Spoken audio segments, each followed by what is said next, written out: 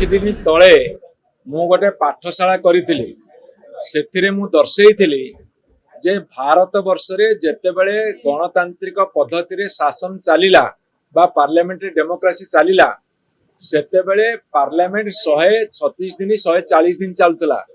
वर्तमान 40 दिन भी चली पारु नाही, किंतु ताकु जेते हिसाब करा गला से हिसाब रे मध्य फुल फ्लेज विधानसभा चली पारु नाही। तेबे विधानसभा काहे की होबो, पार्लियामेंट काहे की होबो, ए कथा को मु गुरुत्व सहकारे उठेछि। वर्तमान भलरे चलछि। मु आपन को एठी जणेबा को चाहूछि, किछि दिन तळे मु गोटे पाठशाला करिथिली सेथिरे मु दर्शेइथिली जे भारत वर्ष रे जेतेबेले गणतांत्रिक पद्धति रे शासन चलिला बा पार्लियामेंट्री डेमोक्रेसी चलिला सेतेबेले पार्लियामेंट 136 दिन 140 दिन चलुतला। वर्तमान 40 दिन भी चली पारु नाही। एवं भारत वर्षर विभिन्न राज्य रे विधानसभा माने वर्तमान कोठी 10 दिन, कोठी 7 दिन, कोठी 15 दिन, कोठी 25 दिन, कोठी 30 दिन चलुची। से एवं ओडिशा विधानसभा रे मध्य 40-42 दिन चलुची। केरला विधानसभा 38 दिन चलुची। किंतु ताकु जेते हिसाब करा गला से हिसाब रे मध्य फुल फ्लेज विधानसभा चली पारु नाही।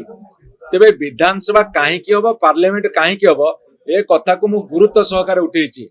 उठेबार आवश्यकता अछि। जे एमपी हबो, जे एमएलए हबो, तांकर दायित्व हला विधानसभा रे आलोचना करिवे, बिल पास करिवे, बजेट पास करिवे एवं तल स्तर रे पैसा खर्च होउछि कि नै तो तदारक करिवे। ए समस्त दायित्व निर्वाह करिवा कथा एमपी एमएलए मानकर, मिनिस्टर मानकर।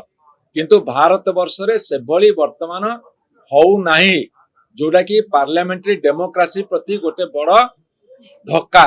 विधानसभा चलिले भल, किंतु विधानसभा रे कोन होउची आमे सेकेंड आवर वर्तमान कहूछु किछि माने हमर बिजनेस नाही।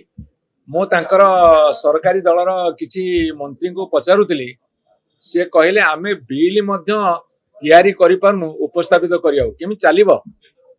सरकार तत्परता प्रकाश करूना।